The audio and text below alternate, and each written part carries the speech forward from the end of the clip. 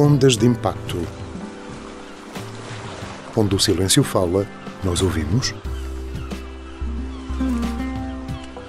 Ser cuidador é um ato de amor, mas quem cuida também precisa de apoio. O projeto WeCare da Apexa está aqui para ajudar. Capacite-se, fortaleça a sua rede de suporte e melhore a sua qualidade de vida, porque cuidar de si é o primeiro passo para cuidar de quem mais ama. Saiba mais em wecare.pt. Cuidadores também merecem cuidado. Olá, viva e sejam bem-vindos a mais um Ondas de Impacto, num dia em que vamos falar de psicomotricidade com Catarina Natário, uma terapeuta com alguma experiência também em hipoterapia, coisa de que falaremos um pouco mais para a frente. Para já, Catarina, obrigado por ter aceitado este nosso convite e vamos então à primeira. Como é que surgiu o interesse nestas coisas da psicomotricidade? Pronto, o interesse em psicomotricidade foi uma coisa que eu só descobri na universidade porque eu sempre achei que queria ser professora, educadora de infância, mas em conversa com a minha mãe, ela aconselhou-me a procurar algo diferente, outras coisas. Porque já havia muita educadora de infância. Exatamente. Já tive essa resposta aqui também. Exatamente. Foi mesmo essa a resposta da minha mãe, já havia bastante, e ela achou que valia a pena procurar algo mais. Andei pelo site da universidade a ver vários cursos relacionados mesmo com a parte de trabalhar com pessoas, de ajudar pessoas, e descobri o curso de reabilitação psicomotora. Fui ler mais ou menos acerca do que é que era, vi as unidades curriculares, dentre elas também a de hipoterapia, que me despertou interesse, e inscrevi-me, e foi realmente durante a frequência do curso que eu percebi que era mesmo isto que eu queria fazer. Ok, e antes de avançarmos um pouco, eu vou esclarecer quem nos está a ouvir que eu estou a falar com a Catarina Natário, que por acaso é uma profissional aqui na Apexa. Exatamente. Okay? E agora, para quem nos estiver a ouvir e pouco informado acerca do assunto, o que é mesmo a psicomotricidade? E como é que a psicomotricidade melhora as competências motoras e cognitivas? Então, a psicomotricidade é uma área que se foca essencialmente no ser humano. Nós estudamos e tentamos perceber e complementar a relação que o ser humano tem consigo próprio, com o seu próprio corpo, e focamos-nos em duas componentes que são inerentes a qualquer pessoa, que é a parte da motricidade, tal como o nome indica, que está ligada à parte motora, do movimento, da forma como este se desenvolve e amadurece, e também à parte psíquica, à parte mental, que se relaciona muito com as competências cognitivas e com toda a parte emocional e da sociabilização. Para quem queria ser educadora de infância e trabalhar com crianças, tocou-lhe o mesmo, trabalhar com muita criança, certo? Sim. Quais são os principais benefícios que a psicomotricidade pode trazer a crianças com necessidades especiais, por exemplo? Então, a psicomotricidade é uma prática que a nossa intervenção se baseia muito no jogo. É muito comum nós dizermos que somos os doutores da brincadeira, porque essencialmente o nosso trabalho é feito a brincar. Ou seja, chega-nos uma criança, um adulto, até porque a nossa área não é apenas para as crianças, a psicomotricidade vai do 0 ao 100. Com o adulto não há tal de brincadeira, será diferente? Mais ou menos. A criança terá que ser mesmo com brincadeira, certo? Também, mas muitas vezes nós conseguimos trabalhar com o adulto, se calhar não de uma forma de um brincar tão infantil, mas também conseguimos levar para uma componente lúdica o trabalho de componentes mais a sério. Porque nós vamos sempre muito de encontro aos interesses da pessoa. Contra? De encontro. Vamos sempre de encontro. Eu percebi contra. Vamos sempre de encontro aos interesses da pessoa. Por exemplo, chega-nos uma criança, nós temos o primeiro contacto com a família explica-nos o que é que são as suas principais preocupações. A nossa primeira interação é mesmo tentar conhecer a criança, observá-la e avaliá-la. A partir daí, dependendo dos resultados da nossa avaliação, vimos então quais é que são as áreas de necessidade daquela criança onde é preciso a nossa intervenção. E pronto, como eu já disse, vamos muito pela brincadeira. Posso dar aqui um exemplo eu tenho atualmente uma criança que tem algumas dificuldades na parte motora fina. O que é a parte motora fina? São todos os movimentos ao nível das mãos, os movimentos mais precisos. Só que ele é uma criança muito curiosa. Então o que é que eu faço? Eu vou muito por jogos de procurar algo, de descobrir algo. Por exemplo, olha, agora temos aqui esta plasticina que tem coisas escondidas. Vamos tentar encontrar todos os objetos pequenos que estão escondidos um por um. Isso vai fazê-lo mexer os dedinhos. Vai fazer mexer os dedinhos, vai fazê-lo também concentrar-se na brincadeira que está a fazer, porque nós ao mesmo tempo que trabalhamos uma componente que é aparentemente só motora, estamos também a trabalhar a parte cognitiva por causa da atenção e da concentração que a tarefa precisa. Com as crianças com necessidades especiais, a coisa é um pouco diferente, não? Mais ou menos, esta criança em questão é uma criança com autismo.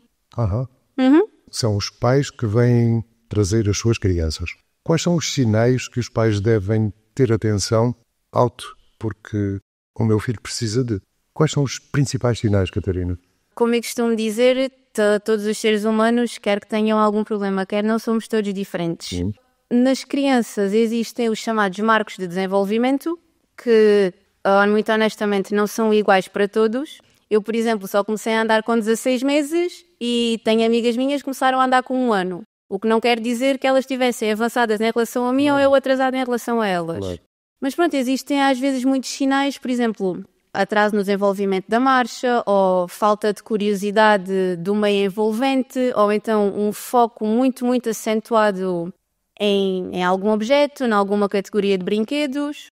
Certas sensibilidades também, sensibilidades alimentares, sensibilidades à luz, ao som, sensibilidades também, por exemplo, a situações muito diferentes, o que não quer dizer que o facto de uma criança ser mais tímida é logo o indicador que alguma coisa está errada. Claro. Mas se for um comportamento muito, muito repetitivo, aí pode querer indicar alguma coisa. Com que idade mais ou menos é que aparecem as crianças? Isso já varia muito. Por exemplo, há muito... Uma criança com 1 ano não vem aí fazer nada, pois não? Ou haverá já alguma coisa para ela? Pode já haver alguma coisa para ela, apesar de 1 ano ainda ser uma idade... Não é muito normal. Não, é assim, também existem bebés que logo ao início pode logo ser detectada alguma coisa no nascimento, por exemplo, um índice de apegar mais baixo pode logo ser indicador de que algo pode não estar bem. E pronto, depois aí é da parte dos pais ou mesmo dos médicos dar seguimento a essa questão e tentar identificar o que é que pode estar a acontecer. Catarina, em termos práticos, como é que pode ser implementada esta história chamada psicomotricidade em contextos escolares? Em contexto escolar, nós podemos ajudar nas mais diversas situações, mesmo até a nível do jardim de infância, onde pronto, é tudo muito focado ainda na aprendizagem daquelas competências mais iniciais. É o aprender a brincar, o aprender a socializar com o outro. Existem muitas crianças que às vezes têm dificuldades na socialização, que se isolam, que não sabem como é que hão de interagir ou que fogem dos outros. Nós conseguimos trabalhar muito a parte relacional nas nossas sessões, com a criação de vínculos com a criança, onde tentamos pelo menos mostrar que a relação com o outro é boa, é algo bom. E vamos construindo a partir daí. Com crianças mais velhas, também temos muita parte da escrita, a parte da grafomotricidade, e incidimos também na parte da concentração, da atenção nas aulas, das dificuldades na leitura, dificuldades na escrita, ou mesmo até ao nível da matemática, isto uma vez mais tudo ao nível do jogo e da brincadeira. Por exemplo, se me chega aqui uma criança já mais velha com dificuldades na aprendizagem, eu como psicometricista eu não me vou sentar com essa criança a fazer exercícios de matemática como se ela estivesse na escola. Eu vou tornar a matemática uma coisa divertida, vou tornar a matemática, por exemplo, a criança tem dificuldade na matemática, mas é boa na leitura. Eu posso, por exemplo, criar uma sopa de letras com vários números e sinais de operação. A criança vai fazer a sopa de letras, vai descobrir aqueles números e aqueles sinais e a partir daí vamos fazer, olha, vamos somar. Esta palavra é que número? Olha, é o número 3. E aqui, olha, aqui é o número 4. Olha, vamos lá fazer 3 mais 4. Olha, temos aqui bolas, temos aqui plasticina. Vamos fazer 4 bolas de plasticina e depois juntamos mais 3 bolas de plasticina. Quanto é que dá? Lá está, é trabalhar a parte da aprendizagem utilizando a brincadeira. E a criança assim vai percebendo, ou pelo menos nós tentamos que sim, que aprender pode ser divertido. Ela, em princípio, às vezes as dificuldades são mais complicadas. Isso é um processo lento e demorado. Isto, da forma como eu estou a dizer, pode parecer simples. Mas a forma de ensinar nas escolas poderia ser modificada ou um pouco diferente daquela que acontece. Porque poderá ser a professora na escola a brincar também com essas coisas, não é? Porque às vezes há disciplinas que, mãe do céu, mas vale fugir porque, enfim. Sim, é isso. E eu também sou muito da opinião que o ensino em Portugal está muito, muito desatualizado face a outros países. As turmas são enormes. A matemática é uma coisa lindíssima se for levada a brincar. É uma coisa horrível na altura em que eu aprendi. Sim, eu também. Fui obrigado a fazer matemática porque era obrigado para poder passar de ano e dirigir-me ao curso que queria. E eu acho que as coisas continuam na mesma. Continua a ser a disciplina com mais problemas, não é? Sim. Ok, tiramos aqui a matemática para fora, até também não gosto. Nem eu. E vamos chegar a um sítio que a Catarina gosta muito e que tem a ver com psicomotricidade e tem a ver com cavalos, a hipoterapia. O que é isto, Catarina? Cavalos e pessoas, pessoas e cavalos, cavalos que ajudam pessoas, pessoas que ajudam cavalos, que também existe. Aliás, é uma troca, creio eu. É uma relação muito recíproca. Pronto, aqui também falo um bocadinho da minha experiência. Eu, da minha família, tanto do lado do pai como do lado da mãe, sempre estive ligada ao mundo dos cavalos. É uma coisa... Volta desde pequenina. Exatamente. Ok, o que é uma ajuda já para esta especialização que quer fazer. Sim, é isso mesmo. Ok. É uma área onde eu sempre estive ligada, sempre gostei de cavalos, sempre acompanhei o meu pai. E depois foi durante a licenciatura também que descobri mesmo a existência da hipoterapia mais a sério, percebi mesmo o que é que era. Pronto, tive essa unidade curricular durante o curso. Quando fiz o meu estágio, que é obrigatório durante a nossa licenciatura, tive a sorte de, nessa instituição, os utentes beneficiarem de hipoterapia e de ser o meu orientador de estágio que lhes dava a terapia. E durante esse estágio eu aprendi bastante. Foi realmente quando eu percebi os benefícios que o cavalo traz para a pessoa com deficiência. E foi daí que começou todo este gosto por esta área. Já vamos aprofundar um pouco mais isso. Eu queria saber de que forma a hipoterapia tem impactos positivos em pessoas com autismo, paralisia cerebral ou dificuldade de coordenação motora. Porque eu indaguei um pouquinho à procura de coisas para esta conversa e li uma coisa que não sei se concordo muito, que o cavalo é um animal triste. E eu acho que não, apesar de eu ter medo de cavalos. Eu tremo, eles tremem. Portanto, é melhor a gente não se aproximar. Eu gosto muito de os ver ao longe. Mas creio que nesta interação com pessoas tão especiais, eu fico especial também. Fica. Eles são animais extremamente sensíveis e perceptivos. Um cavalo consegue perceber se o cavaleiro está com medo, se o cavaleiro está com algum receio. E também é por isto que não é qualquer cavalo que é adequado para a hipoterapia. O cavalo também tem que ter um curso. Sim, pode-se dizer que sim, os cavalos de hipoterapia têm que ser treinados. Como é que se faz isso, Catarina? Como é que se treina um cavalo para trabalhar em hipoterapia? Eu acho que é curioso. Então, os cavalos, neste caso os cavalos dos terapêuticos, são como se fossem pré-selecionados, ou seja, eles têm determinadas características que um cavalo terapêutico tem que ter. Certo. Um cavalo que é utilizado para terapia tem que ser um animal de temperamento calmo, tranquilo, que não tenha tendência a assustar-se com movimentos bruscos, com gritos, com objetos diferentes, porque, por exemplo, muitas pessoas com deficiência têm canadianas, cadeiras de rodas, têm objetos que lhes trazem algum consolo, mas que podem ser estranhos para o animal. E se o cavalo for assustadiço, pode correr muito mal. Corre mal, não é? Mas normalmente corre bem.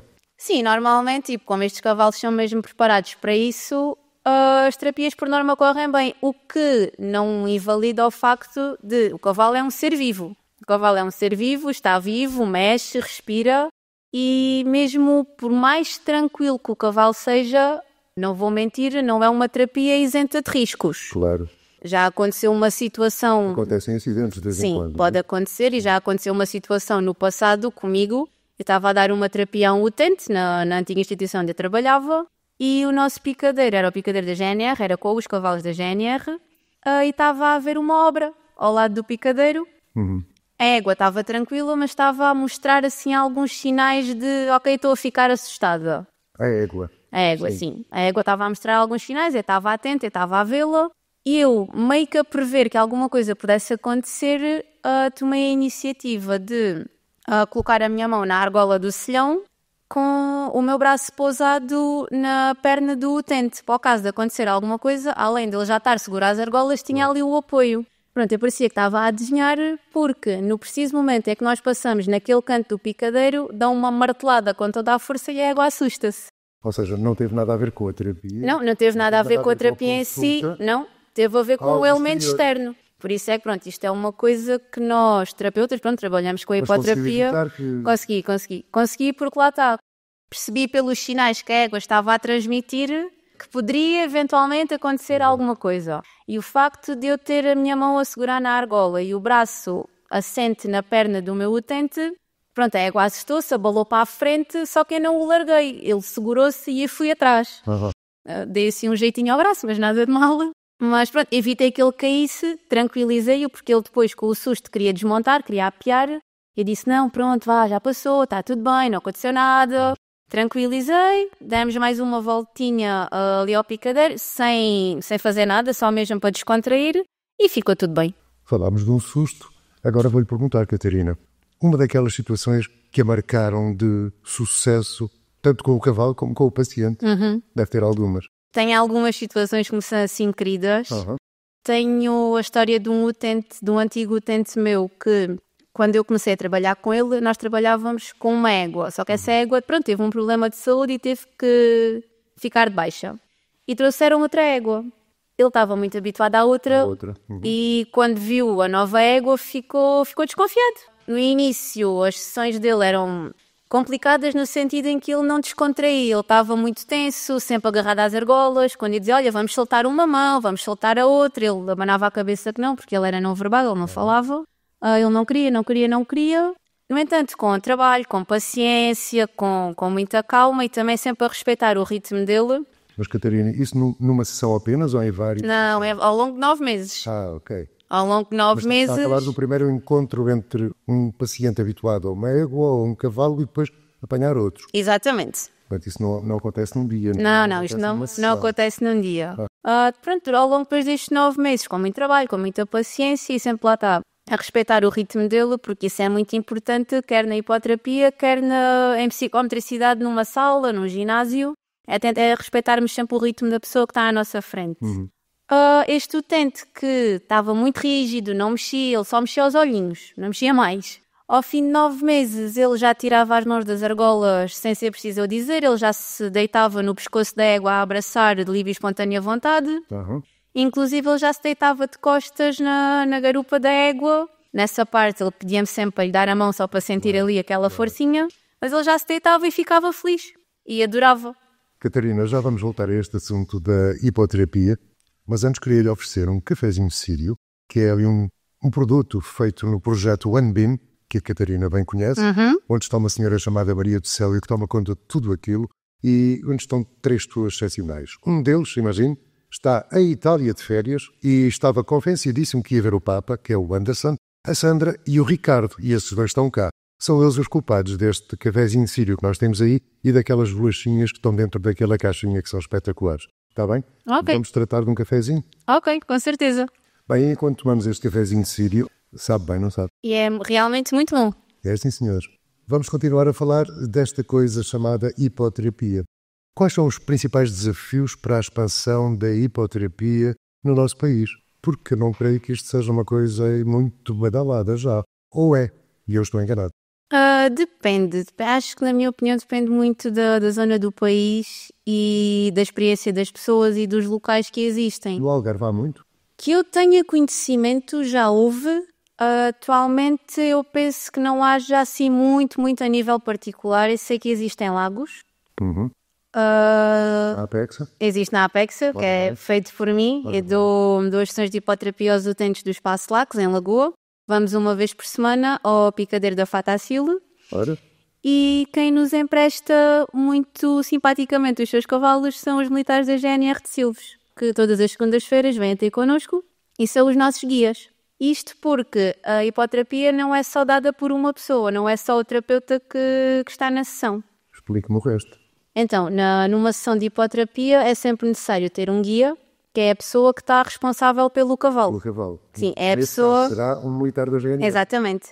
O guia é a pessoa que conduz o cavalo, é a pessoa que está responsável também por estar atenta àquilo que o terapeuta está a fazer, porque às vezes, pronto, estamos a fazer uma atividade, mas o utente com o cavalo em andamento está a ter alguma dificuldade ali em perceber alguma instrução e nós dizemos, olha, podemos parar. A pessoa para, segura o cavalo, tudo tranquilo. Olha, podemos voltar a andar. Bora, voltamos a andar. Como eu falei há bocado, se houver alguma situação de perigo, o cavalo assustar-se ou qualquer coisa, cabe ao guia cuidar do cavalo e o terapeuta cuidar do utente. Cuidar do utente. Exatamente, por isso é que é muito importante haver sempre estas 2 pessoas. Em alguns casos, pode ser necessário, além do guia e do terapeuta, haver mais um terapeuta ou haver um auxiliar. Às vezes pode ser necessário uma pessoa de cada lado do cavalo para transmitir segurança à pessoa, o que também já aconteceu. Além da ajuda, às vezes, para vencer algum receio, porque pronto, convenhamos, um cavalo é um animal grande, é um animal alto e que às vezes se uma pessoa tiver assim algum receio, sabe bem sentir apoio de ambos os lados. E aqui na Apex, inclusive, eu acompanho uma utente que ela, pronto, tinha medo de montar, só gostava de fazer vestinhas ao cavalinho no chão, assim, muito longe. E pronto, assim, com o trabalho de toda a equipa, da minha parte, mesmo também da parte dos militares da GNR também já a conheciam, conseguimos que ela perdesse o medo e que montasse. Para já, ainda na condição de vai um dos militares a guiar o cavalo, vou eu de um lado, vai o outro militar do outro, assim ali tudo a acompanhar, que é mesmo para transmitir segurança, que também é uma das partes mais importantes. Eu creio, não tenho a certeza, porque numa conversa que tivemos previamente, eu percebi que a Catarina tem um foco que tem a ver com especializar-se em hipoterapia. Exatamente. E que vai acontecer. Vai sim, senhora, muito brevemente. Diz-me tudo.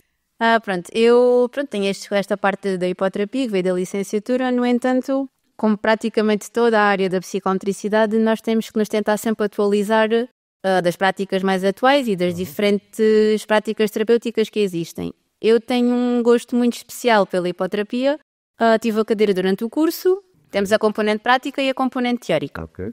Por acaso também é muito interessante. Depois, durante o estágio curricular, aprendi muito, a esmagadora maioria daquilo que sei sobre hipoterapia com o meu orientador.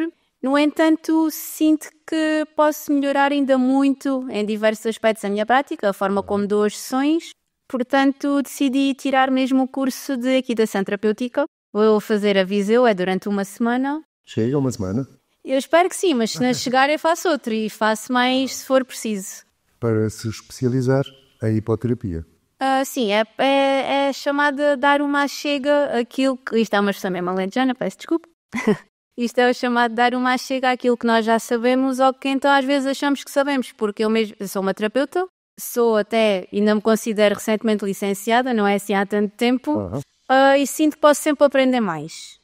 Sou muito da opinião que o conhecimento não ocupa lugar e se queremos ser bons profissionais temos que aprender. Deixa-me fazer uma pergunta, se calhar idiota. Sim. Eu vejo, por exemplo, passar aqui às vezes com meninos e estes meninos não têm cavalos aqui. Não.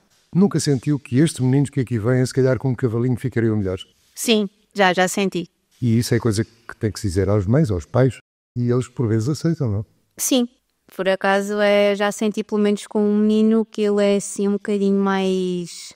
Ele tem às vezes muito aquela dificuldade de se relacionar, ou seja, é tudo muito à maneira dele...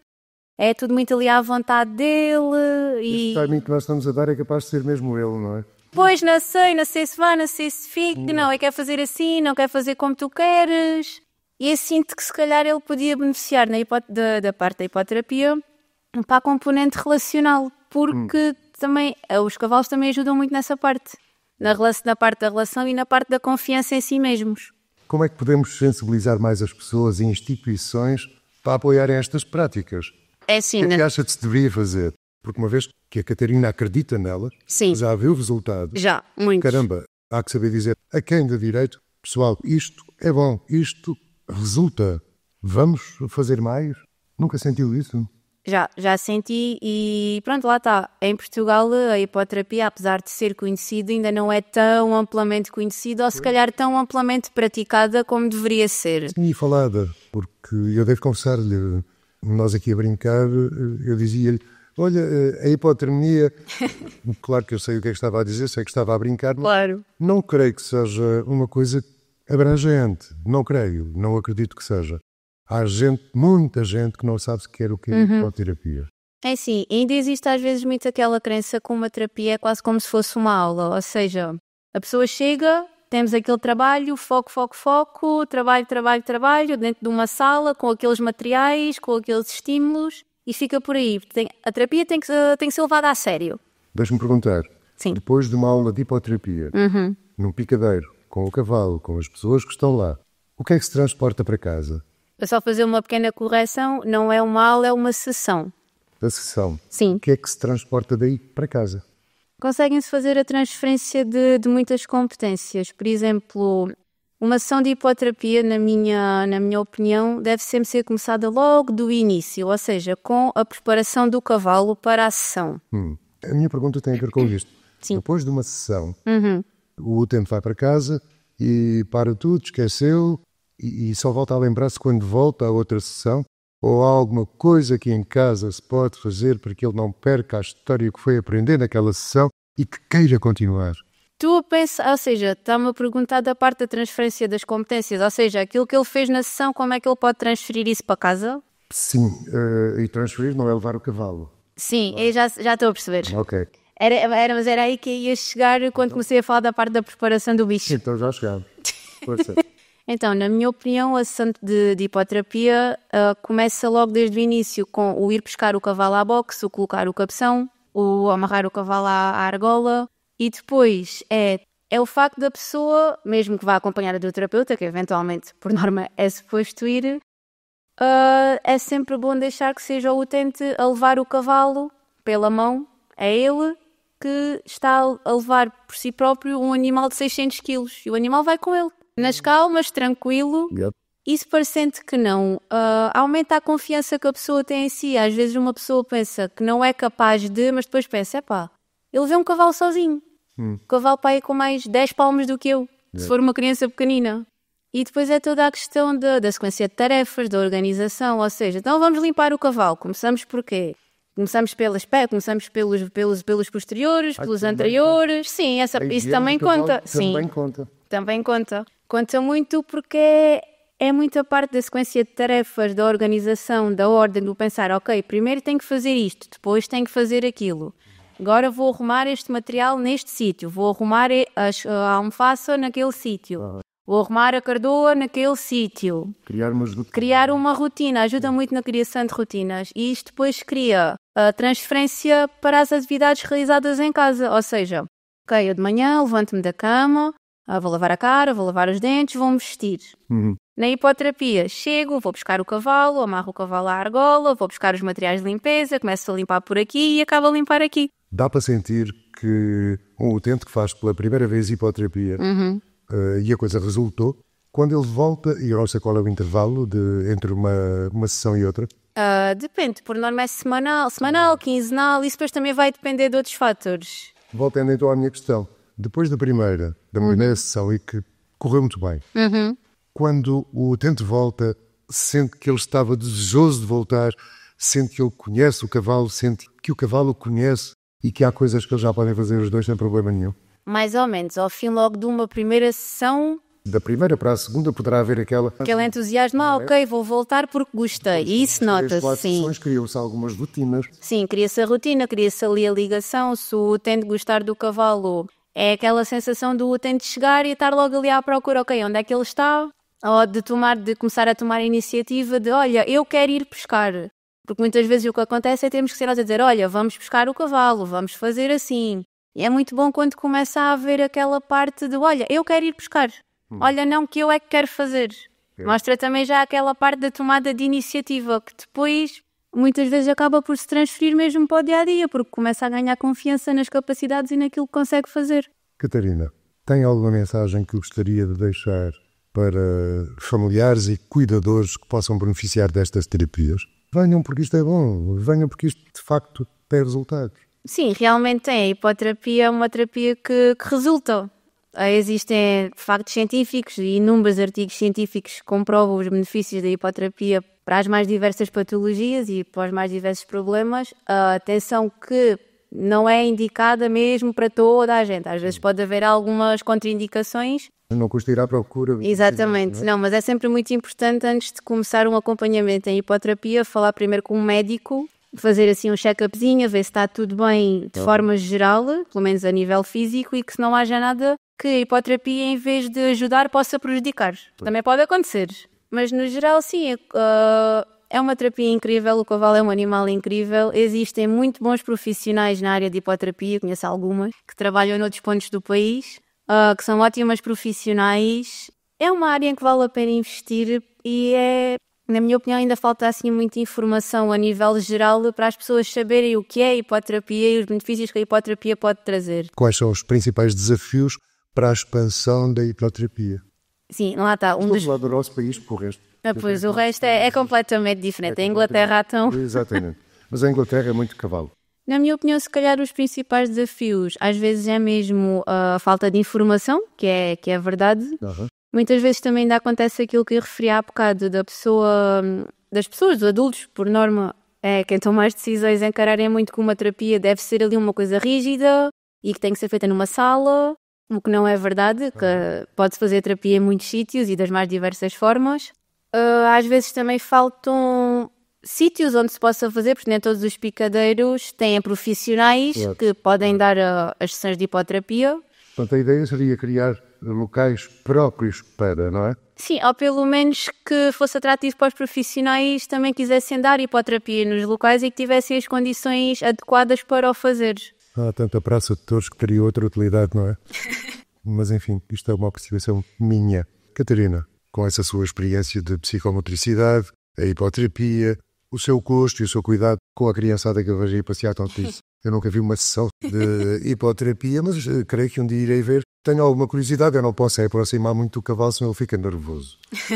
E eu fico nervoso, ele fica nervoso e a coisa pode não resultar bem. É assim, se tudo correr bem, em princípio está previsto nós na Apexa, lá no Espaço Lacus, fazermos uma demonstração de hipoterapia na Fatacil agora em 2025. É? Sim, está previsto sim, já falámos com... Vem só a Catarina ou terá mais gente a participar? Não, neste caso, pronto, a terapia... A demonstração vai ser dada por mim, até porque a Fatacil também é um sítio que me é muito querido, porque vou para lá desde pequenina. Catarina, muito obrigado. Gostei de falar consigo, gostei de aprender algumas coisas, gostei de não trocar a hipoterapia com hipotermia. Com a hipotermia. E chegámos então ao final de mais uma edição deste Ondas de Impacto. Agradeço à nossa convidada, a Catarina Natário, pela sua generosidade em partilhar connosco a sua experiência e conhecimentos e, sobretudo, uma visão inspiradora sobre psicomotricidade. Foi um privilégio contar consigo aí desse lado. Reforçamos o convite para que continuem a seguir as nossas iniciativas para que juntos ampliemos o impacto positivo que desejamos na nossa sociedade. Um grande obrigado, Catarina. Então, até esse dia de 2025, hipoterapia ao vivo e a cores, feita pela Apexa, no Algarve. Exatamente. Muito obrigado. Muito obrigada. Neste episódio destacamos alguns pensamentos. Em contexto escolar, nós podemos ajudar nas mais diversas situações, mesmo até a nível do jardim de infância, onde é tudo muito focado ainda na aprendizagem daquelas competências mais iniciais. É o aprender a brincar, o aprender a socializar com o outro. É trabalhar a parte da aprendizagem utilizando a brincadeira. E a criança assim vai percebendo, ou pelo menos nós tentamos que sim, que aprender pode ser divertido. Obrigado por nos acompanhar em mais um episódio de Ondas de Impacto. Se este tema despertou o seu interesse, convidamo-lo a explorar mais sobre o assunto e a visitar-nos em inclusão.pt para ampliar o conhecimento sobre os desafios e as soluções que discutimos hoje. E se aprecia o nosso conteúdo, não se esqueça de subscrever Ondas de Impacto na sua plataforma de podcast favorita. Deixe também a sua avaliação, pois ela ajudar-nos-á a alcançar mais pessoas e a criar mais impacto. Voltamos em breve com novos temas e histórias inspiradoras. Até lá, continua a fazer parte desta onda de transformação. Sonha com um mercado de trabalho mais inclusivo? O projeto Inspira 2024 da Apexa está a transformar essa realidade. Estamos a abrir portas para a empregabilidade de pessoas com deficiência e a criar oportunidades para um futuro mais justo. Empresas e talentos, juntem-se a nós. Saiba mais em apexa.org. Inspira 2024. Juntos criamos inclusão.